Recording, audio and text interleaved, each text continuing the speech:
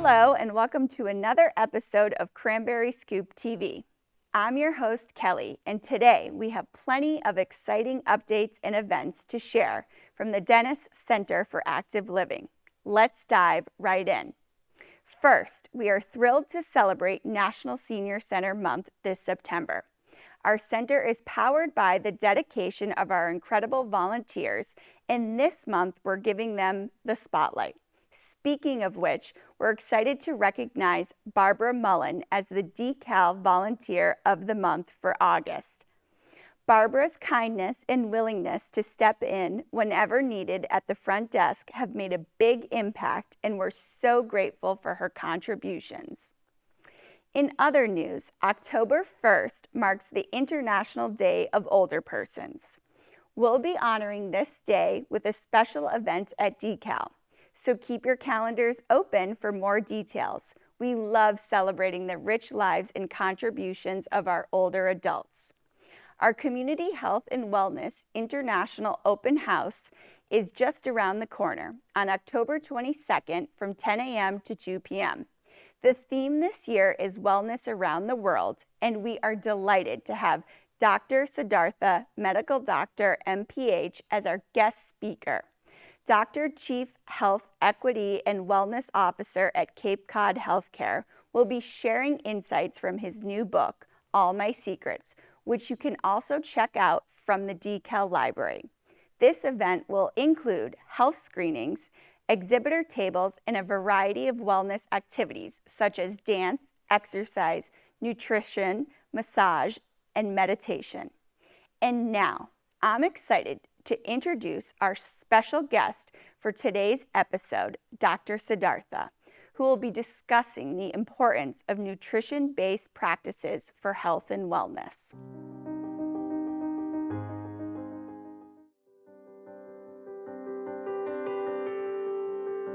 Hi, I'm Linda Colby, a member of the Elder Abuse Coalition. We can all do our part to help in this endeavor.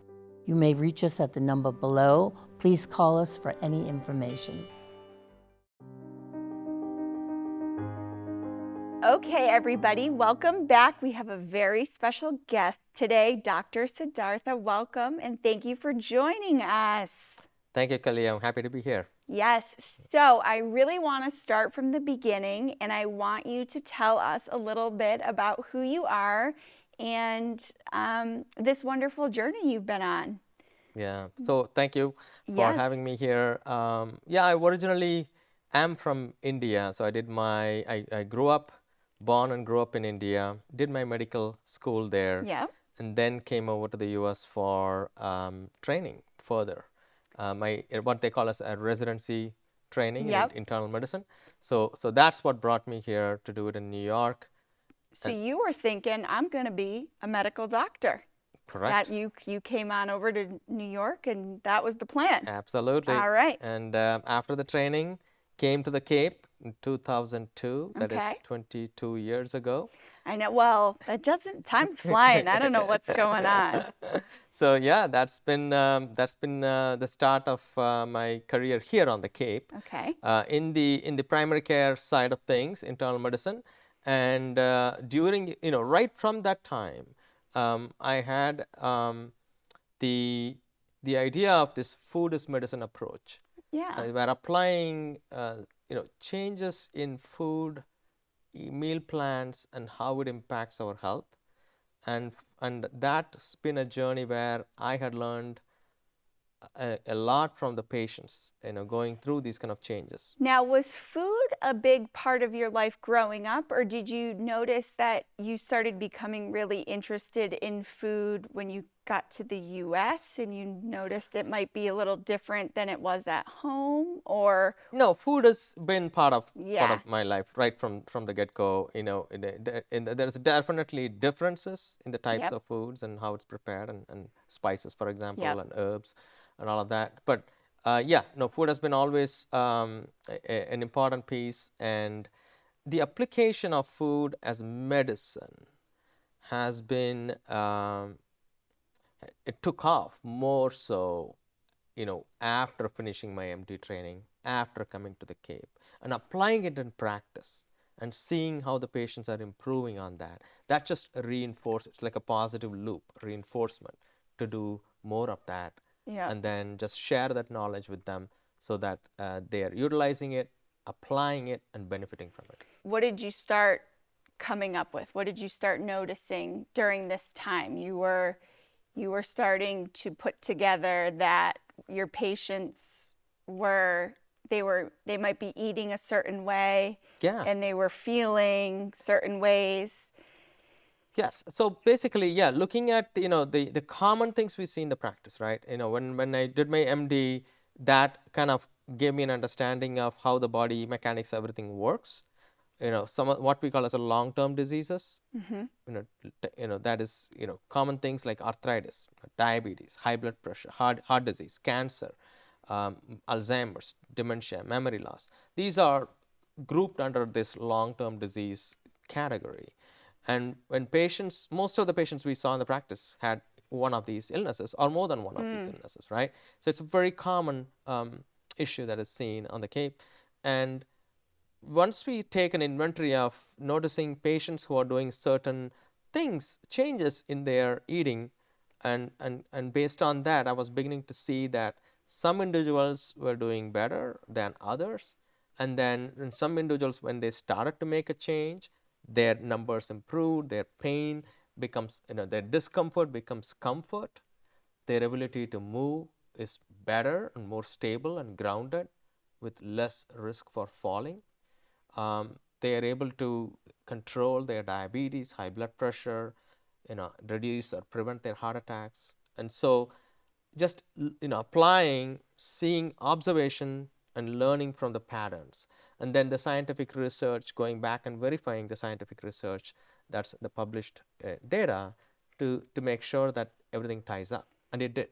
So at this point, you were noticing that the individuals who were starting to have, better results or were doing maybe, better than others, what were they eating? So the central theme that comes up is that two things. One is majority of what's on the plate and majority of the calories are coming from food or food groups that is plant sourced, plant based.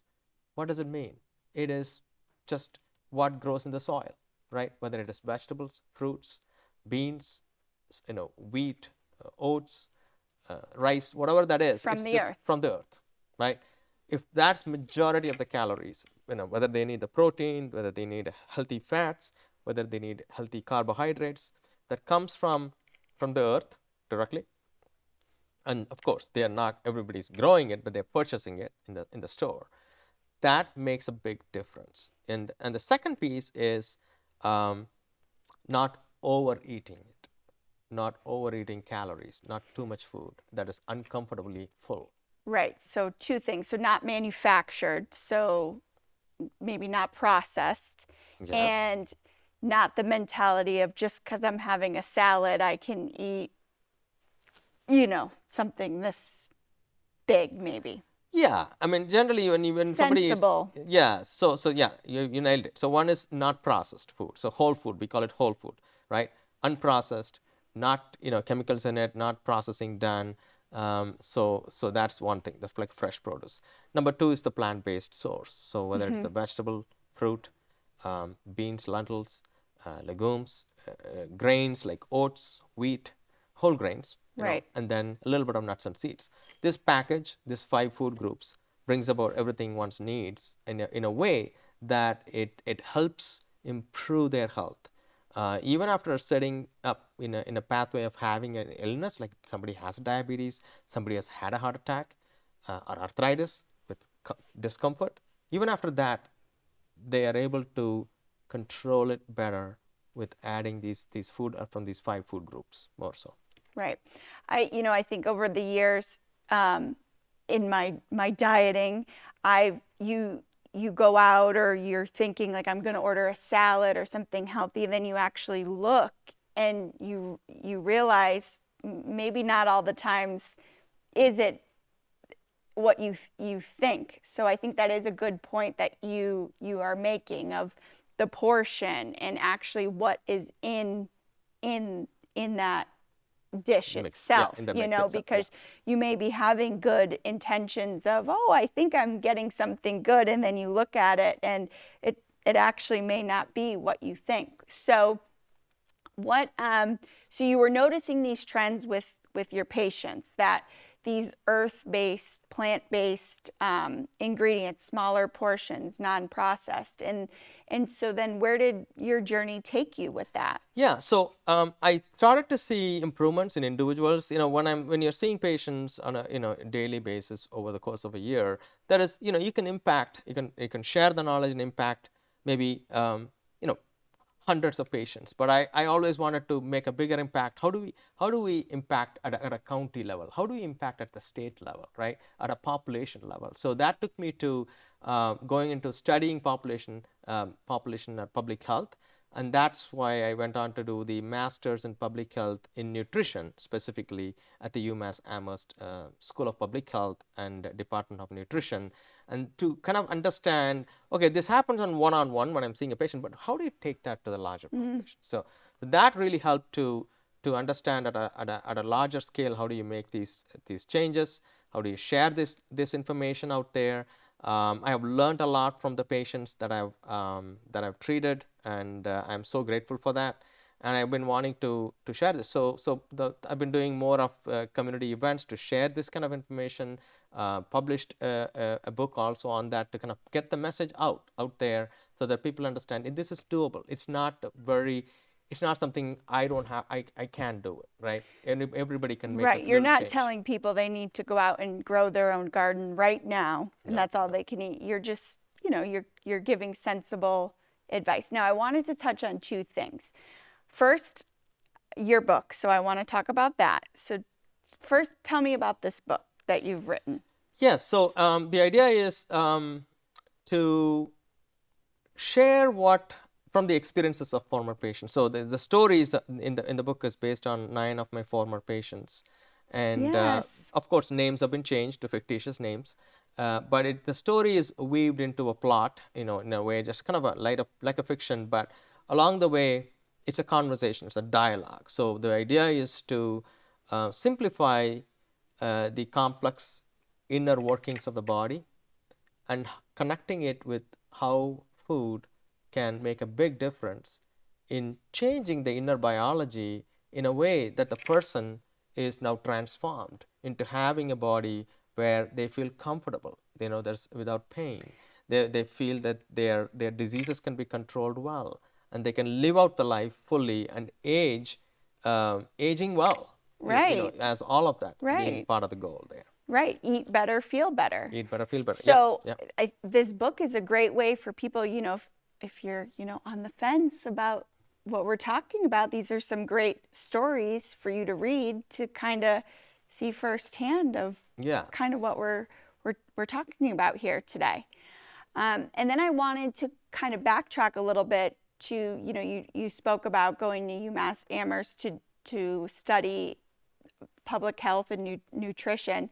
So let's relate that to blue zones. Mm-hmm. I don't know if people at home have ever heard of that or those. I wanted to talk about and introduce that to the audience. Sure. And if you could tell us a little bit about that and try to give one final pitch to the audience and really, let them know there is more data. Absolutely. So it's a good segue when we're talking from population to go to blue zones. So blue zones are, these are areas in different parts of the world where it has been known that these populations age well and they have longevity. Yeah. Their lifespan, their average age is in the 90s and 100, right? Majority of the population. They age well, they're living well, they're putting roofs, they're working in the field when they're 100. It's not like, they are limited in their abilities to do things. So that's the blue zone. So there are different parts of the world. Examples would be Loma Linda in California, Sardinia in Italy, place Icaria in Greece, right? Costa Rica, Okinawa in Japan. So these are places. So what the researchers have looked at, including the National Council on Aging, has looked at these places to find out what are they doing different? What is the common themes among them Yeah. that is connecting the dots, that is helping them? And so that there are four themes, big themes you can think of. One is that 95 to 100% of their diet was plant-based diet, coming from, as I mentioned, vegetables, fruits, beans and lentils, grains, whole grains, a little bit of nuts and seeds. 95 to 100% of it, right? In places like Okinawa, where it's an ocean, they're surrounded by ocean, they can only grow so much in the land. So they were relying 5% of their protein from seafood, right? Otherwise, 95% sourcing, harvesting it from the land. So food is a big part as to where the food is coming from, plant versus animal based. And then the portions, not overeating. What you were touching on earlier, yep. Moving naturally, movement, regular movement, not to the degree that they're signing up for a gym and going for a marathon run. No, just everyday activities involves more movement, right? Whether it is gardening, whether it is activities you're doing, chores in the house, Right. that make sure that all your muscles and joints are moving. Which is crucial for older adults. Absolutely. Yep. For maintaining muscle mass, Yep. maintaining bone strength, for stability, balance, and not falling. You're right. Third is relationships. Relationships with self. That is, how do you manage your stress? How do you build downtime for yourself, right? Not, if somebody is caring for others, how do you care for yourself? Relationship with others, loved ones, and building relationships, healthy relationships, and then belonging to a group, whatever that group may be, whether it is a gardening club or a book club or a sports, any social kind of interactions, social identity, you have some kind of a grouping that you're part of. That's the relationship part. Right. And the fourth part is having purpose. What are you waking up for? When you wake up, what are you thinking as, okay, this is what my purpose is. So purpose becomes a key common theme in all those areas too. So between food and movement and relationships and purpose, that covers the Blue Zones themes. Yeah. So between All My Secrets, your book, which we're going to have on the screen for everybody to see, and the Blue Zones, I think, those are two really great cases as to why maybe people at home should think about what we're talking about today. So now I also want to think about, say somebody is watching and they're like, all right, I think I'm sold. What do I do next? How do I even begin this transition, or what do I do? Yeah. My house is full of I don't even know what to do. Okay. Yeah. So there are many resources out there on understanding how to shift a diet to more plant-included diet. But the simplest way to think about it is people are already doing dishes that they're familiar with that needs a bit of tweaking. It doesn't have to be a complete shift. Sometimes, if you're think three meals in your week that you're already doing that is already familiar to you, that's easily you can tweak it. Like a pasta dish. If you're already familiar with one of your dinners is pasta in the week, just thinking about, okay, in the plate, more than half the plate, I'm going to make sure there are 2 or 3 vegetables, right? And then a quarter part of the plate, I'm going to make sure that the pasta is there. It's a whole grain pasta if possible. And then the remaining quarter plate is the protein. And today, maybe I will open up a can of cannellini beans, cook it, heat it, and then throw that in there with all the veggies and pasta. That covers your protein. Or it could be a veggie burger another day to kind of throw that in there. So that's a dish that you're familiar with. You're just modifying it. Similarly, there are other ways to think about dishes that are already you're doing, but you're just shifting it. Right. So this isn't, you need to go through your cabinets, throw everything out where, this is attainable, this is doable. Yeah. And, I think you've been a great source of information for us. And is there anything else that you would want to tell viewers today, to any other knowledge or information or things that we haven't touched upon that, somebody at home might, Yeah. So the most important thing I'll say is that it is never too late to start a change like this. Regardless of where somebody is with regard to their body changing into you know, a degeneration, and whether it is diseases they have, arthritis, it's never too late. There was a recent study that even showed that even after getting mild dementia, a shift in lifestyle, including what we just talked about, can actually reverse the memory loss. Isn't that amazing? It was published in June this year, study done by Dean Ornish. So it's so powerful. I think that's the hope I want to give, that it is never too late. It doesn't have to be you don't have to start right off the bat with a major shift. It can be just looking at a 7 days of your week, 3 meals, maybe 21 meals of your week, just saying, which 3 meals could I tweak? That's a place to start. Eat better, feel better. Oh, I'm excited. Well, thank you very much for all this information. I have to make some changes too. Thank you, Kelly, for having me. Thank you very much. Really appreciate the opportunity. Yeah. All right.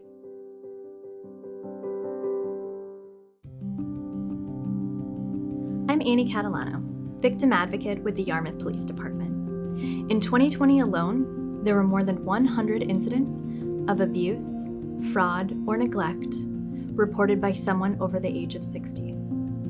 I joined the Elder Abuse Coalition to let the local community know that I'm here to help connect you with support services and safety options.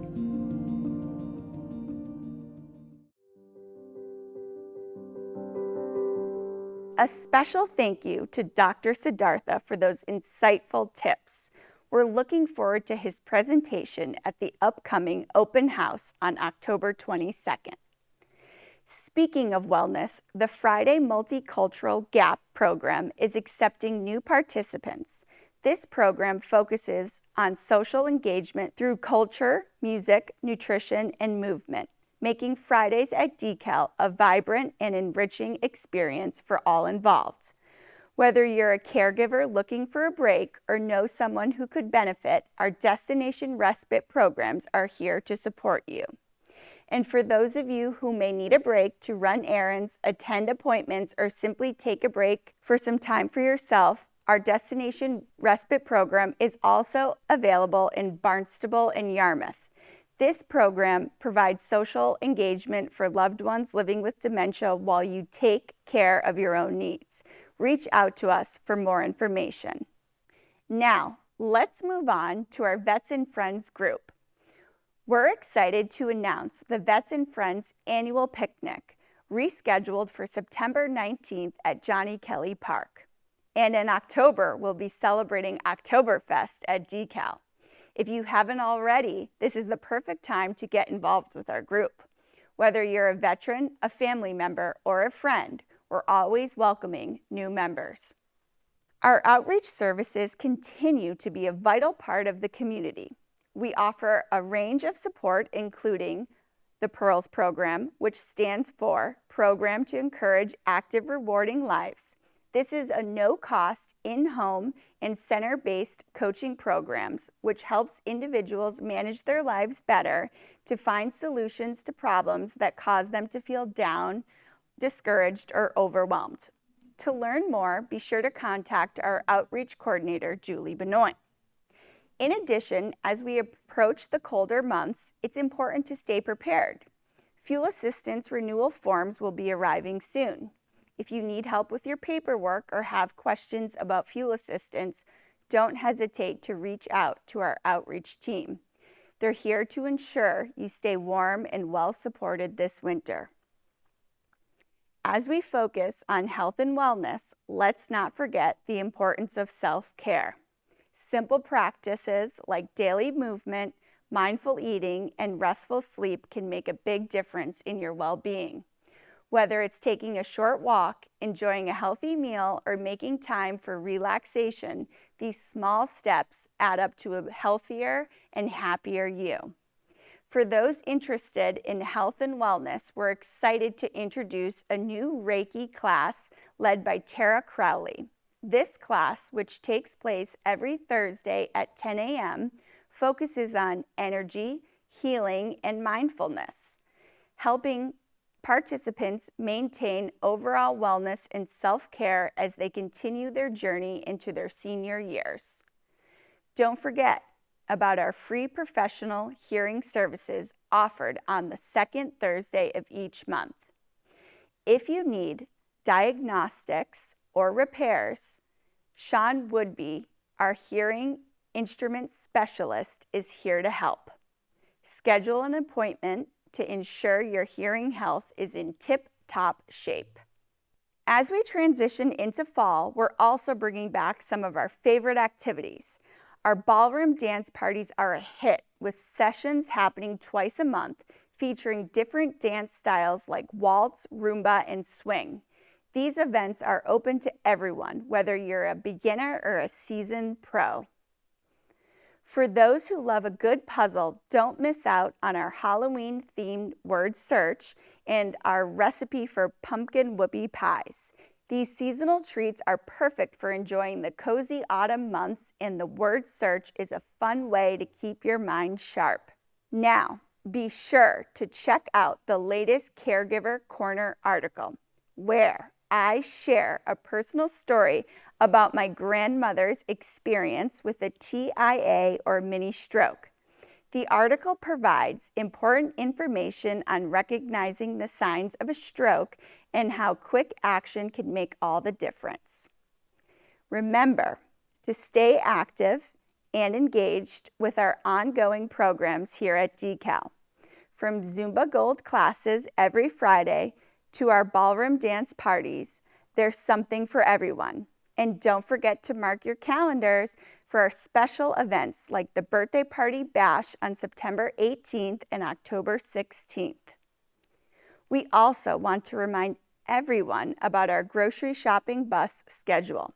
This essential service offers curbside bus trips to local shopping centers and is a great resource for older adults without transportation. Thank you for tuning in to Cranberry Scoop TV. Stay connected, stay active, and keep celebrating the vibrant community we have here at DeKalb. Until next time, I'm Kelly, and this has been another great episode of Cranberry Scoop TV.